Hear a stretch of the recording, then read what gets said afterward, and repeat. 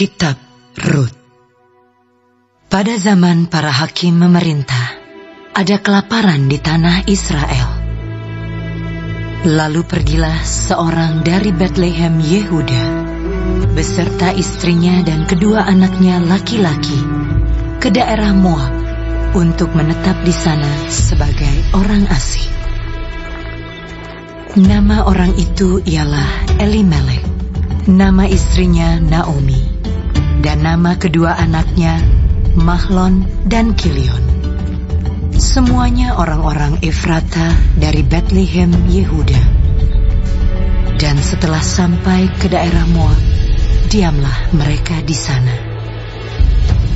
Kemudian matilah Elimelek suami Naomi, sehingga perempuan itu tertinggal dengan kedua anaknya. Keduanya mengambil perempuan Moab. Yang pertama bernama Orpa, yang kedua bernama Rut. Dan mereka diam di situ kira-kira 10 tahun lamanya. Lalu matilah juga keduanya, yakni Mahlon dan Kilion, sehingga perempuan itu kehilangan kedua anaknya dan suaminya. Kemudian berkemaslah ia dengan kedua menantunya, dan ia pulang dari daerah Moab, sebab di daerah Moab ia mendengar bahwa Tuhan telah memperhatikan umatnya dan memberikan makanan kepada mereka. Maka berangkatlah ia dari tempat tinggalnya itu bersama-sama dengan kedua menantunya. Ketika mereka sedang di jalan untuk pulang ke tanah Yehuda, berkatalah Naomi kepada kedua menantunya itu, "Pergilah, pulanglah masing-masing ke rumah ibumu. Tuhan kiranya menunjukkan kasih-Nya kepadamu, seperti yang kamu tunjukkan kepada orang-orang yang telah mati itu dan kepadaku. Kiranya atas karunia Tuhan kamu mendapat tempat perlindungan masing-masing di rumah suaminya." Lalu diciumnyalah mereka, tetapi mereka menangis dengan suara keras dan berkata kepadanya, "Tidak, kami ikut dengan engkau pulang kepada bangsamu." Tetapi Naomi berkata, "Pulanglah anak-anakku. Mengapakah kamu turut dengan aku? Bukankah tidak akan ada lagi anak laki-laki yang kulahirkan untuk dijadikan suamimu nanti? Pulanglah anak-anakku, pergilah, sebab sudah terlalu tua aku untuk bersuami. Seandainya pikirku ada harapan bagiku, dan sekalipun malam ini aku bersuami, bahkan sekalipun aku masih melahirkan anak laki-laki, masakan kamu menanti sampai mereka dewasa? Masakan karena itu kamu harus menahan diri dan tidak bersuami? Janganlah kiranya demikian, anak-anakku. Bukankah jauh lebih pahit yang aku alami daripada kamu? Sebab tangan Tuhan teracung terhadap aku." Menangis pula mereka dengan suara keras. Lalu Orpa mencium mertuanya itu minta diri, tetapi Rut tetap berpaut padanya. Berkatalah Naomi, "Telah pulang iparmu kepada bangsanya dan kepada para allahnya. Pulanglah mengikuti iparmu itu." Tetapi kata Rut, "Janganlah aku meninggalkan engkau dan pulang dengan tidak mengikuti engkau. Sebab kemana engkau pergi, ke situ jugalah aku pergi. Dan di mana engkau bermalam, di situ jugalah aku bermalam. Bangsamu lah bangsaku, dan Allahmu lah Allahku.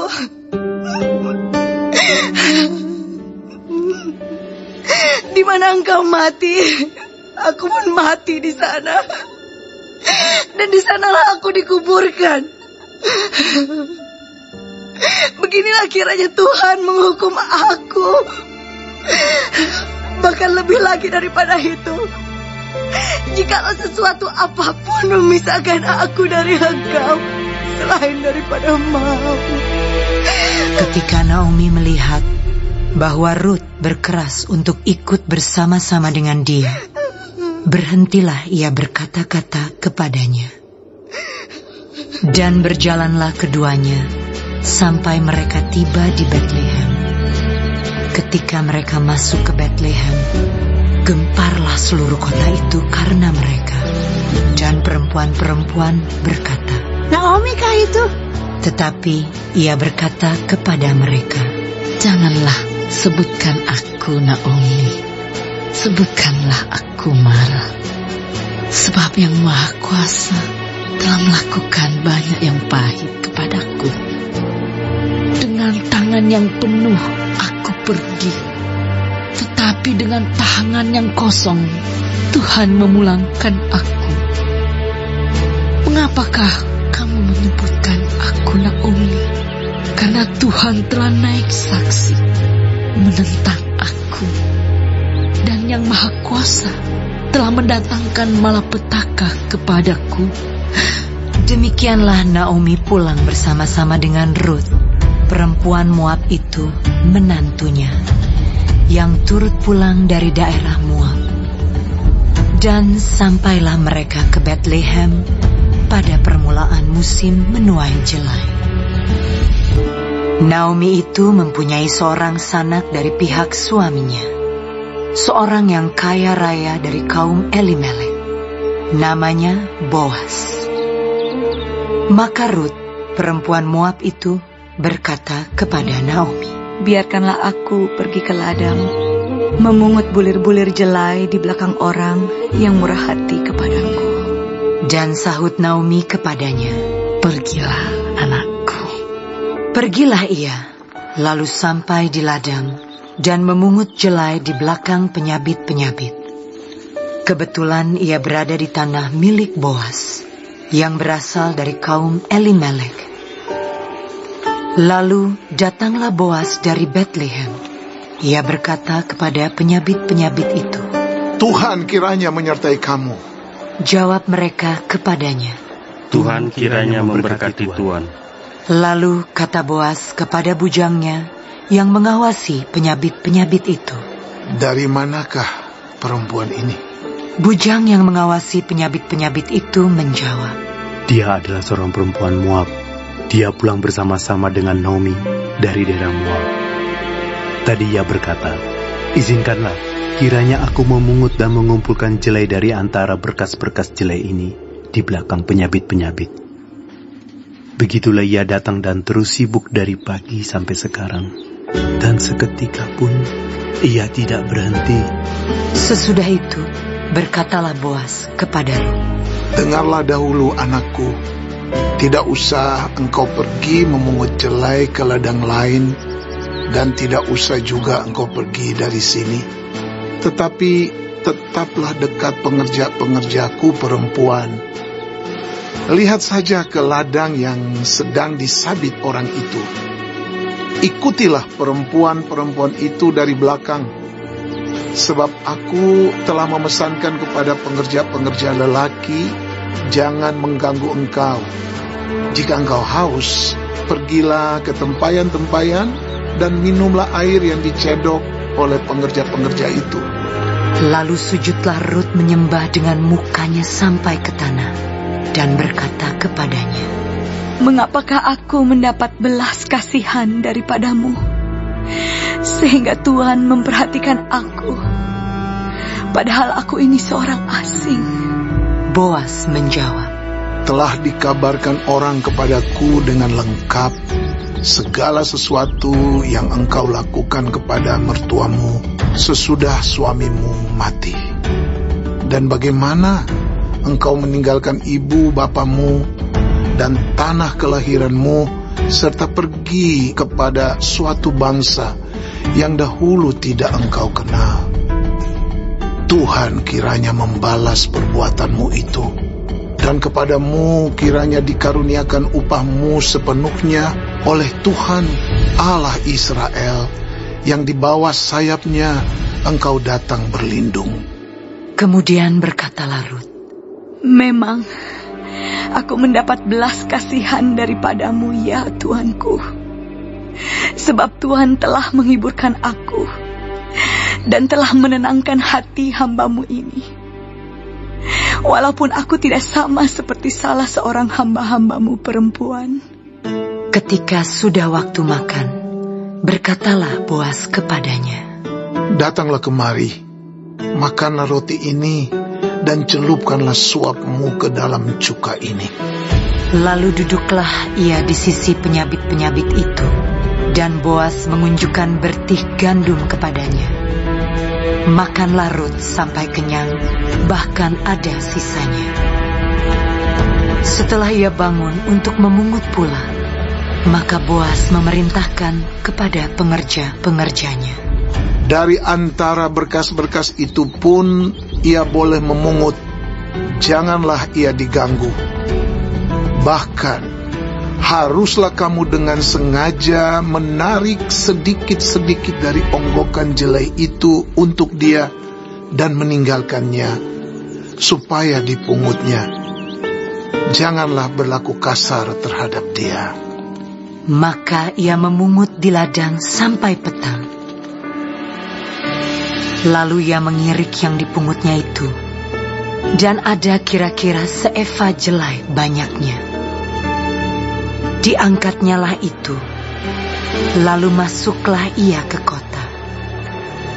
Ketika mertuanya melihat apa yang dipungutnya itu, dan ketika dikeluarkannya dan diberikannya kepada mertuanya sisa yang ada setelah kenyang itu, maka berkatalah mertuanya kepadanya, Di mana engkau memungut dan di mana engkau bekerja hari ini? Diberkatilah kiranya orang yang telah memperhatikan engkau itu. Lalu diceritakannya kepada mertuanya itu pada siapa ia bekerja. Katanya, Nama orang pada siapa aku bekerja hari ini ialah Boas. Sesudah itu berkatalah Naomi kepada menantunya, Diberkatilah kiranya orang itu oleh Tuhan yang rela mengaruniakan kasih setianya kepada orang-orang yang hidup dan yang mati. Lagi kata Naomi kepadanya, Orang itu kaum kerabat kita. Dialah salah seorang yang wajib menebus kita. Lalu kata Rut, perempuan Moab itu, Lagi pula ia berkata kepadaku, Tetaplah dekat pengerja-pengerjaku sampai mereka menyelesaikan seluruh penyabitan ladangku. Lalu berkatalah Naomi kepada Rut, menantunya itu, Ya anakku, sebaiknya engkau keluar bersama-sama dengan pengerja-pengerjanya perempuan, supaya engkau jangan disusahi orang di ladang lain. Demikianlah Rut tetap dekat pada pengerja-pengerja perempuan Boas untuk memungut, sampai musim menuai jelai dan musim menuai gandum telah berakhir. Dan selama itu ia tinggal pada mertuanya. Lalu Naomi, mertuanya itu, berkata kepadanya, Anakku, apakah tidak ada baiknya jika aku mencari tempat perlindungan bagimu supaya engkau berbahagia? Maka sekarang, bukankah Boas yang pengerja-pengerjanya perempuan telah kau temani itu adalah sanak kita? Dia pada malam ini menampi jelai di tempat pengirikan. Maka mandilah dan beruraplah. Pakailah pakaian bagusmu dan pergilah ke tempat pengirikan itu. Tetapi janganlah engkau ketahuan kepada orang itu sebelum ia selesai makan dan minum. Jika ia membaringkan diri tidur, haruslah engkau perhatikan baik-baik tempat ia berbaring. Kemudian datanglah dekat, singkapkanlah selimut dari kakinya dan berbaringlah di sana. Maka ia akan memberitahukan kepadamu apa yang harus kau lakukan.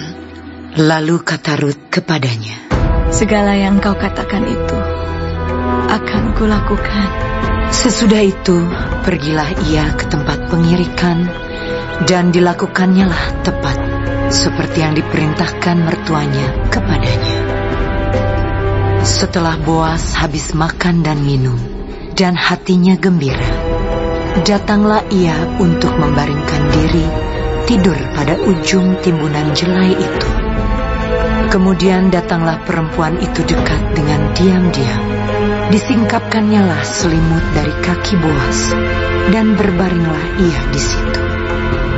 Pada waktu tengah malam, dengan terkejut terjagalah orang itu. Lalu meraba-raba ke sekelilingnya, dan ternyata ada seorang perempuan berbaring di sebelah kakinya. Bertanyalah ia, siapakah engkau ini? Jawabnya, aku Rut, hambamu. Kembangkanlah kiranya sayapmu melindungi hambamu ini, sebab engkaulah seorang kaum yang wajib menebus kami. Lalu katanya, diberkatilah kiranya engkau oleh Tuhan, ya anakku. Sekarang engkau menunjukkan kasih-Mu lebih nyata lagi daripada yang pertama kali itu, karena engkau tidak mengejar-ngejar orang-orang muda, baik yang miskin maupun yang kaya. Oleh sebab itu anakku, janganlah takut. Segala yang kau katakan itu akan kulakukan kepadamu, sebab setiap orang dalam kota kami tahu bahwa engkau seorang perempuan baik-baik. Maka sekarang memang aku seorang kaum yang wajib menebus, tetapi walaupun demikian masih ada lagi seorang penebus yang lebih dekat daripadaku. Tinggallah di sini malam ini, dan besok pagi jika ia mau menebus engkau, baik, biarlah ia menebus. Tetapi jika ia tidak suka menebus engkau, maka akulah yang akan menebus engkau. Demi Tuhan yang hidup, berbaring sajalah tidur sampai pagi. Jadi berbaringlah ia tidur di sebelah kakinya sampai pagi.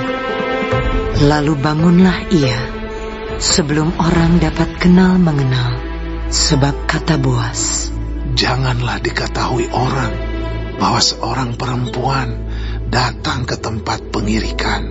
Lagi katanya, berikanlah selendang yang engkau pakai itu, dan tadahkanlah itu.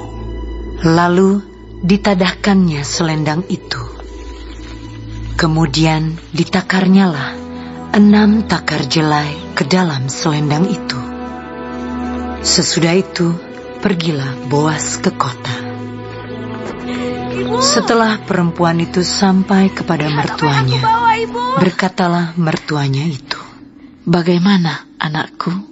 Lalu diceritakannya semua yang dilakukan orang itu kepadanya, serta berkata, yang 6 takar jelai ini diberikannya kepadaku, sebab katanya, engkau tidak boleh pulang kepada mertuamu dengan tangan hampa.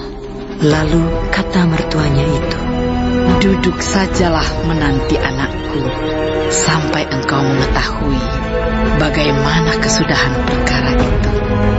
Sebab orang itu tidak akan berhenti sebelum diselesaikannya perkara itu pada hari ini juga. Boas telah pergi ke pintu gerbang dan duduk di sana. Kebetulan lewatlah penebus yang disebutkan Boas itu. Lalu berkatalah Boas, hei saudara, datanglah dahulu kemari, duduklah di sini. Maka datanglah ia lalu duduk. Kemudian dipilihnyalah 10 orang dari para tua-tua kota itu dan berkata, "Duduklah kamu di sini." Maka duduklah mereka. Lalu berkatalah ia kepada penebus itu, "Tanah milik kepunyaan saudara kita Elimelek hendak dijual oleh Naomi yang telah pulang dari daerah Moab. Jadi pikirku, baik juga hal itu kusampaikan kepadamu sebagai berikut. Belilah tanah itu di depan orang-orang yang duduk di sini dan di depan para tua-tua bangsa kita. Jika engkau mau menebusnya, tebuslah.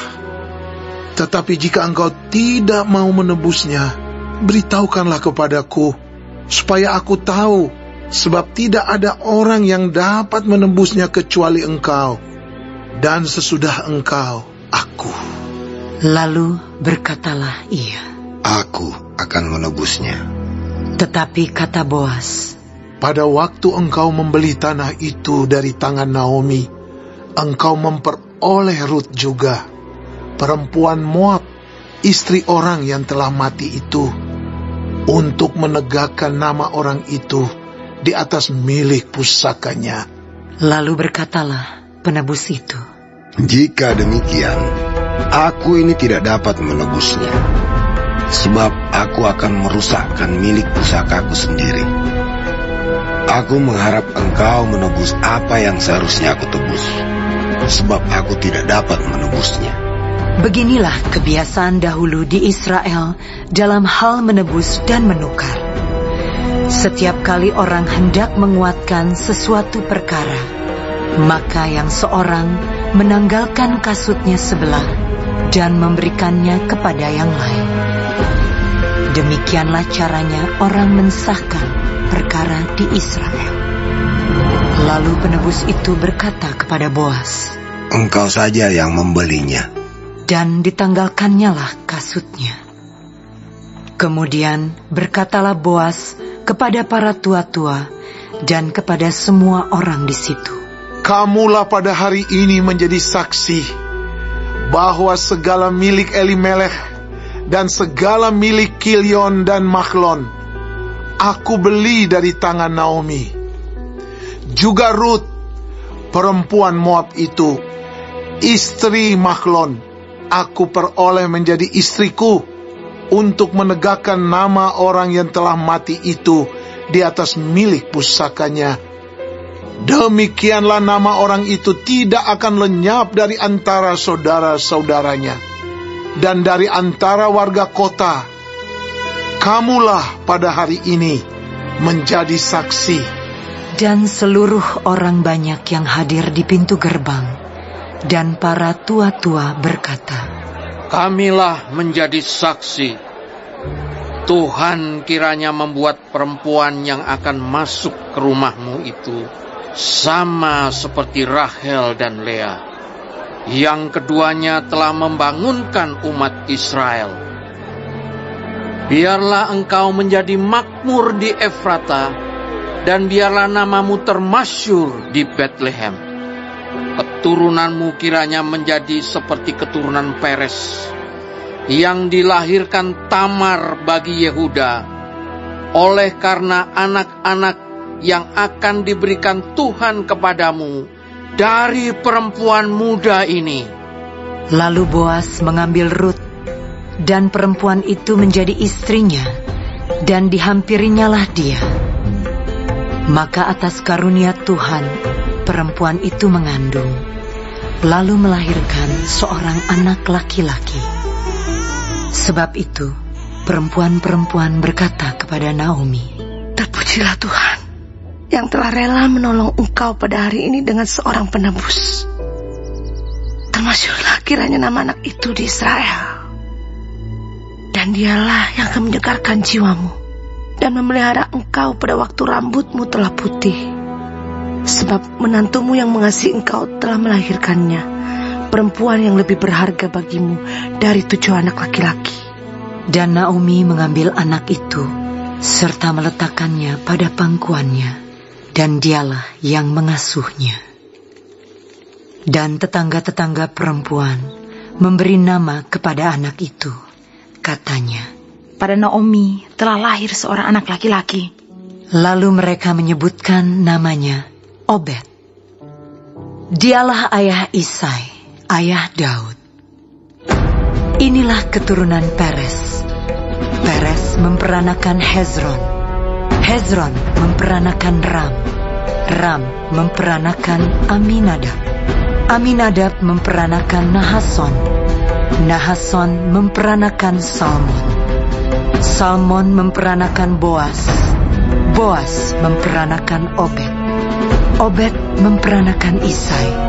Dan Isai memperanakan Daud. Baik, sebelum mengakhiri firman Tuhan hari ini, kita sama-sama berdoa. Bapa kami yang di surga, dikuduskanlah nama-Mu. Datanglah kerajaan-Mu. Jadilah kehendak-Mu di bumi seperti di surga. Berikanlah kami pada hari ini makanan kami yang secukupnya, dan ampunilah kami akan kesalahan kami, seperti kami juga mengampuni orang yang bersalah kepada kami. Dan janganlah membawa kami ke dalam pencobaan, tetapi lepaskanlah kami daripada yang jahat, karena Engkaulah yang empunya kerajaan dan kuasa dan kemuliaan sampai selama-lamanya. Amin. Terima kasih pemirsa telah mendengarkan firman Tuhan hari ini. Sampai ketemu besok hari. Terima kasih. Tuhan